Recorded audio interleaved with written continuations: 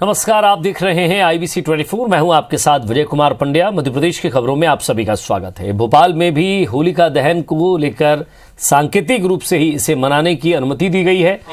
उस सांकेतिक आदेश के तहत अपनी होली अपना घर के तहत मोहल्ले में 20 लोगों के साथ होली दहन की अनुमति दी गई। इसको लेकर संस्कृति बचाओ मंच ने रविवार शाम करीब 7:30 बजे मुहूर्त के अनुसार होलिका दहन किया।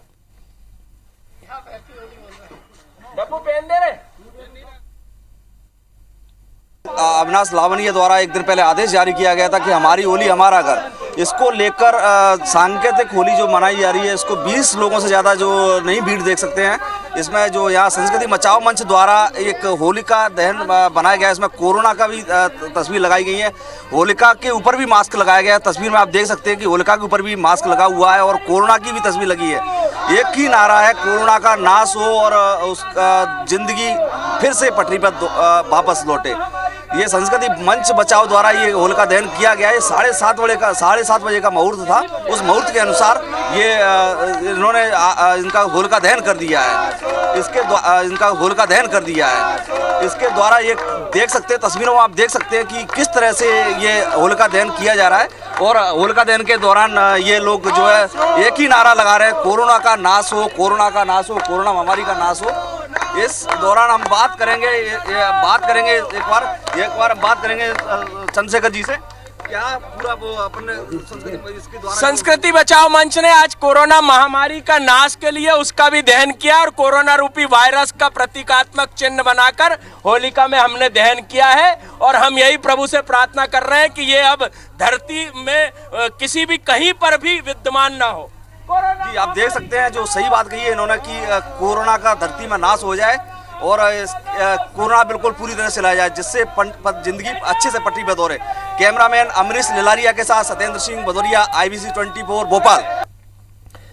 इधर जबलपुर में भी कोरोना गाइडलाइन का ध्यान रखते हुए जगह जगह होलिका दहन किया गया। विजयनगर इलाके में निराश्रित बच्चे कोरोना गाइडलाइन का पालन करते हुए होलिका दहन में शामिल हुए और लोगों को संदेश दिया। और आप देखेंगे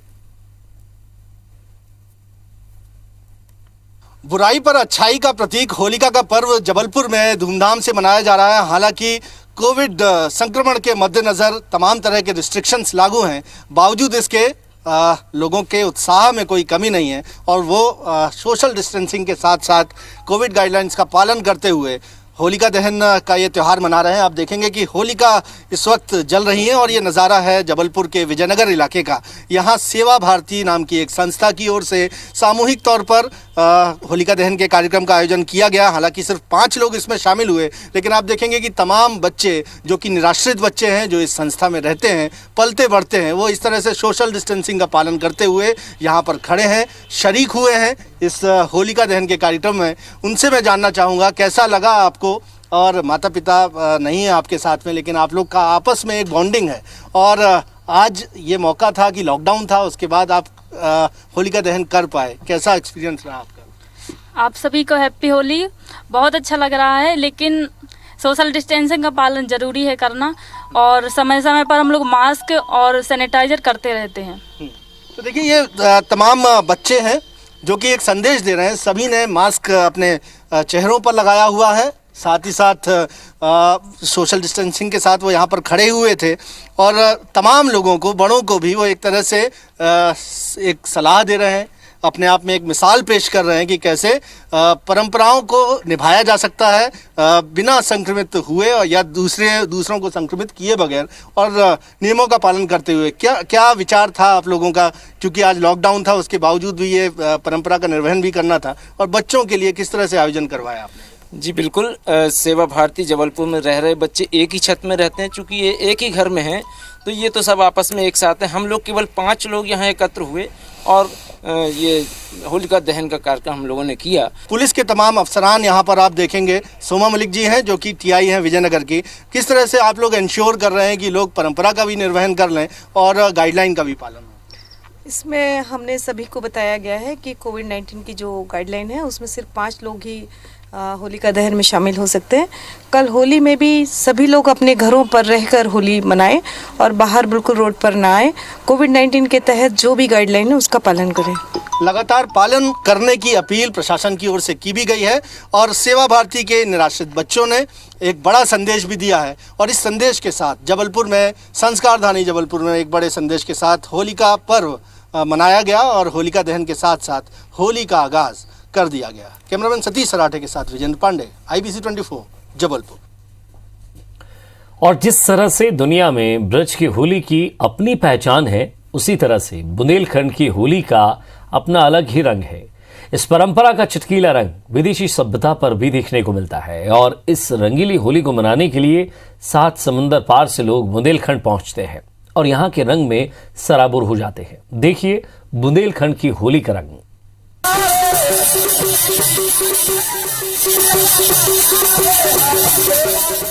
ये होली का रंग और विदेशियों का हुड़दंग। ये तस्वीरें बुंदेलखंड के ग्रामीण अंचल की हैं। यहाँ की होली भी ब्रिज की होली की ही तरह प्रसिद्ध है।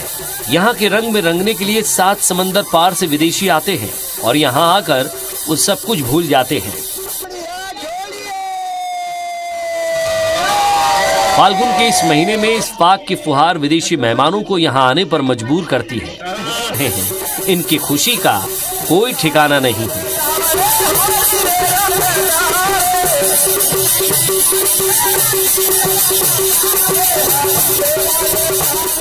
We can to be proud to become again in the rise for the lightness. So the lightness and the space is the two things around us, never we thinking. Corona का असर भले ही पर्यटन पर पड़ा हो, लेकिन बुंदेलखंड की होली में शामिल होने से ये विदेशी मेहमान खुद को रोक नहीं पाए। भले ही ये लोग खजुराहो ना पहुंच पाए हों, लेकिन इस रंग बिरंगी होली में शामिल होकर इन्हें एक अलग ही आनंद की अनुभूति हो रही है। वहीं बुंदेलखंड के पाग में कुछ अलग ही रस है, जिसमें नेहरू के समय का जिक्र है तो राम राज्य के राग भी सुनाई देते हैं।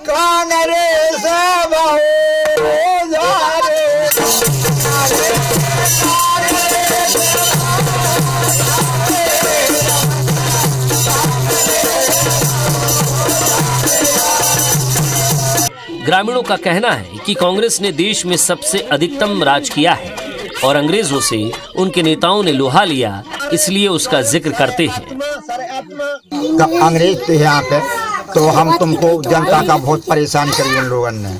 इससे अपने स्वराज बनी थी, तो स्वराज में झंडा चढ़ाया, झंडा चढ़ा के अपन ने राज लिया और नेहरू लाल प्रधानमंत्री बने हैं। उनने अपना देश स्वतंत्र कर दिया। वाकई ये रंग बेहद खास है। होली के इस माहौल में देसी परंपरा के साथ विदेशी मेहमानों का आगमन इसे और खास बना देता है। ये रंग, ये गुलाल और लोगों का प्यार सभी को अपनी ओर आकर्षित करता है।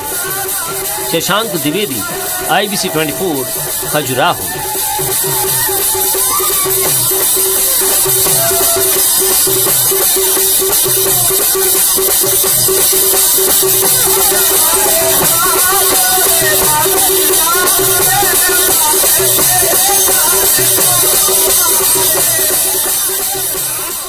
हटा के बहुचर्चित देवेंद्र चौरसिया हत्याकांड में फरार चल रहे पथरिया से बसपा विधायक रामबाई के पति गोविंद सिंह की गिरफ्तारी के बाद ग्वालियर और जबलपुर STF की टीम आरोपी गोविंद सिंह को हटा ले आई, जहां सिविल अस्पताल में स्वास्थ्य परीक्षण के बाद अपर सत्र न्यायालय में पेश किया गया। इस दौरान सुरक्षा के पुख्ता इंतजाम थे। इस मामले में सुनवाई चल रही है। आपको बता दें कि सुप्रीम कोर्ट की फटकार के बाद STF की टीमों ने आरोपी गोविंद सिंह को भिंड से गिरफ्तार करने का दावा किया। इधर उनकी गिरफ्तारी और सरेंडर को लेकर जमकर सियासत भी हो रही है।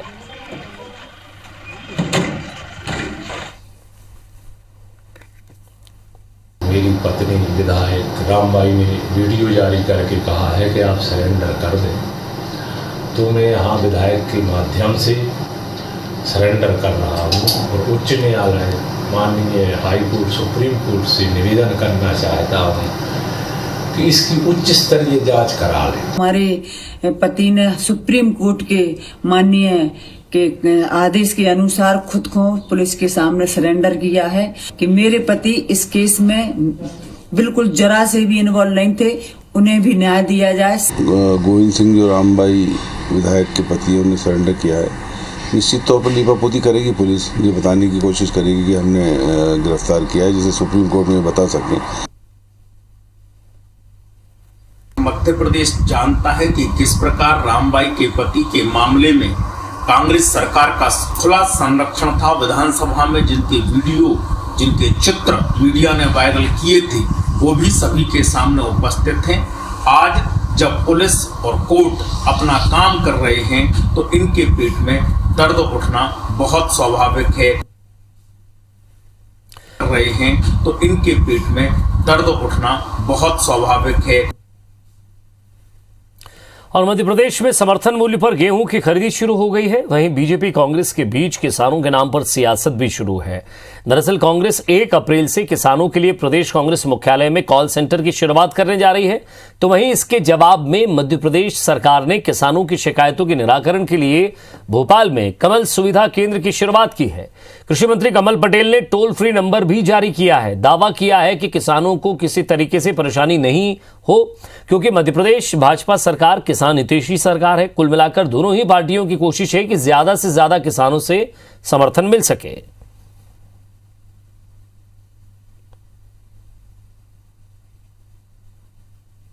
किसान भाइयों, आपको चिंता करने की जरूरत नहीं है। और अगर आपको किसी प्रकार की कोई कठिनाई हो तो किसानों का सच्चा साथी कमल सुविधा केंद्र और मुख्यमंत्री हेल्पलाइन आपके लिए सदा तत्पर है, आपकी समस्या का हल करने के लिए। और इसलिए आप 0755-255-8823 पर अपनी शिकायत दर्ज करा सकते हैं, ताकि हम उसको त्वरित आपकी समस्या का हल कर सकें। और मुख्यमंत्री हेल्पलाइन पे भी आप शिकायत कर सकते हैं, ताकि वहां से भी तत्काल आपको सुविधाएं दी जा सके। व्यक्ति हताश हो जाता है सरकार से और सिस्टम से, तो वो विपक्ष के पास आता है। तो कमलनाथ जी ने बहुत सोच समझ के ये किया है कि जहाँ जब हताश हो जाएंगे और कोई उनको मदद नहीं मिल पाएगी, चाहे अनाज खरीदने की बात हो, भुगतान की बात हो, तुलाई की बात हो, समय की बात हो, तो उस समय वो जब कॉल करेंगे पीसीसी में, तो पीसीसी की तरफ से निर्देश जाएंगे उस पर्टिकुलर क्षेत्र के जो हमारे कार्यकर्ता हैं, जो प्रतिनिधि हैं, वो जाके उसको सॉल्व करें और प्रशासन से बात करें। और जब प्रशासन से विपक्ष वहाँ बात करेगा तो मैं समझता हूँ उन सब चीज़ों का निराकरण हो जाएगा। ये एक बहुत ही मैं समझता हूँ कि एक क्लियर कट तरीका है। इंदौर में रुपयों के लेन देन को लेकर सराफा व्यापारी के बेटे को दिन दहाड़े सूदखोरों ने किडनैप किया और फिर पीट कर उसकी हत्या कर दी। सुबह खुड़ेल थाना क्षेत्र के सनावदिया गांव में लाश फेंककर फरार हो गए। पुलिस ने इस हत्या के मामले में आरोपी की तलाश शुरू कर दी है। इंदौर के एरोड्रम थाना क्षेत्र के वेंकटेश नगर निवासी सराफा व्यापारी के बेटे अरविंद सोनी की सूदखोरों ने बेरहमी से हत्या कर दी। अरविंद रोज की तरह सुबह अपने घर से दवाई लेने निकला था। दोपहर में उसे परिजन खाना खाने के लिए टिफिन देते थे, तो पता चला कि अरविंद सुबह से ही काम पर नहीं आया। तब जाकर परिजनों को पता चला और इस पूरे मामले में खुलासा हुआ।